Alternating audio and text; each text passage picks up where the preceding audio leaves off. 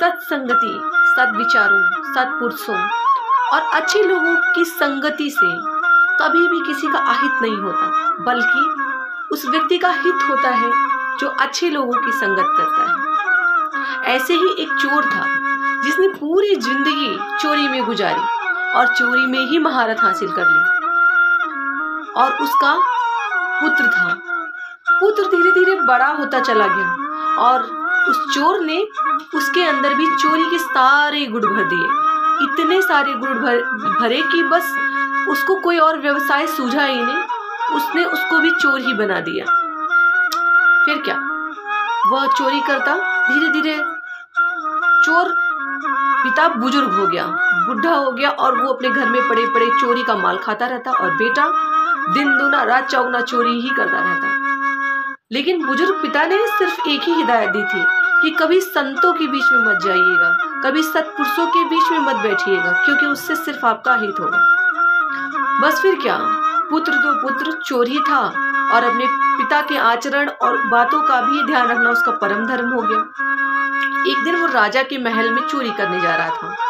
जैसे ही वह राजा के महल में पहुंचा तो वहीं पर किसी व्यक्ति ने भागवत रच रखी थी और दिन में सब लोग अच्छी अच्छी बातों की चर्चाएं कर रहे थे।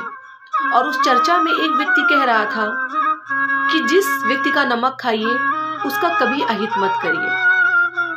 वैसे तो वह सत्पुरुषों से दूर ही रहता था क्योंकि उसके पिताजी की सख्त हिदायत थी, तो वो अपने कानों में उंगली डालकर जा रहा था। लेकिन इतनी सी बात उसके कहीं ना कहीं कानों में पड़ गई कि जिसका नमक खाइए कभी भी उसका अहित मत करिए। फिर क्या, वो अंदर गया और जैसे ही मेन दरवाजे के पास पहुंचा तो दरबार ने उससे पूछा कि तुम कौन हो भाई। तो चोर ने कहा कि झूठ तो मुझे बोलना नहीं है, क्योंकि जहाँ पर लोग बात कर रहे थे कि कभी झूठ नहीं बोलना चाहिए और जिसका नमक खाइए उसका कभी अहित मत करिए, तो मुझे झूठ तो नहीं बोलना चाहिए क्योंकि उसके अंदर वो आचरण आ चुके थे। फिर उसने कहा भाई मैं चोर हूँ। तो दरबान मुस्कुराते हुए बोला कि यदि तुम चोर हो तो अपनी सच्चाई मुझे क्यों बता रहे हो, चोर होते तो अपने आप को आप चोर तो नहीं बोलते। और दरबान ने मुस्कुराकर उसको अंदर जाने दिया। उसके आचरण में सत्पुरुषों की बातें आ चुकी थी कि कभी झूठ नहीं बोलना चाहिए और जिसका नमक खाइए कभी उसका अहित मत करिए। फिर क्या, वो अंदर चला गया और बहुत ढेर सारा खजाना उसने देखा और उसे धीरे धीरे एकत्रित करके एक झोले में डाला। और जब वो आगे बढ़ने लगा तो उसे बहुत तेजी से भूख लगी, तो उसने सोचा पता नहीं महल से बाहर मुझे कब जाने को मिले, तब तक मैं रसोई में जाकर कुछ खा लेता हूँ। फिर जैसे ही वो रसोई में गया उसने बहुत सारे पकवान देखे और थोड़ा सा भोजन थाली में निकाल कर खाया।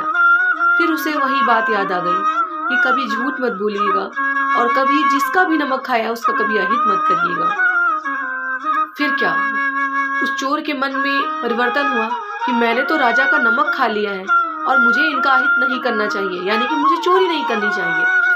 फिर क्या, उसने चोरी का सारा धन पोटली वही किचन में छोड़ दिया और वापस उसी दरबान के दरवाजे के पास आकर खड़ा हो गया बाहर जाने के लिए। दरबान ने पूछा क्यों भाई, चोरी नहीं की क्या, तुम तो चोर थे ना।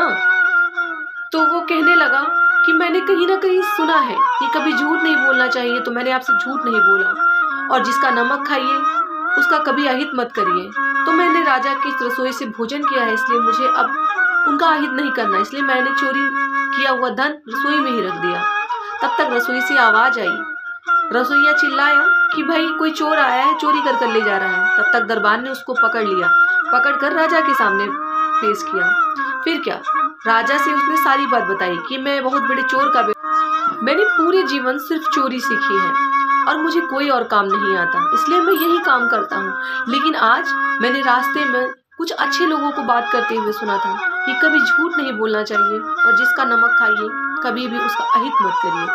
तो मैंने आपकी रसोई से आपके यहाँ भोजन किया, इसलिए मैं आपका हित नहीं सोच सकता और मैंने इसीलिए चुराया हुआ धन वहाँ रख दिया। राजा को उसकी सत्य निष्ठा पर बड़ा ही गौरव महसूस हुआ और उन्होंने उस व्यक्ति को उसी दिन अपने ही राजमहल में नौकरी दे दी।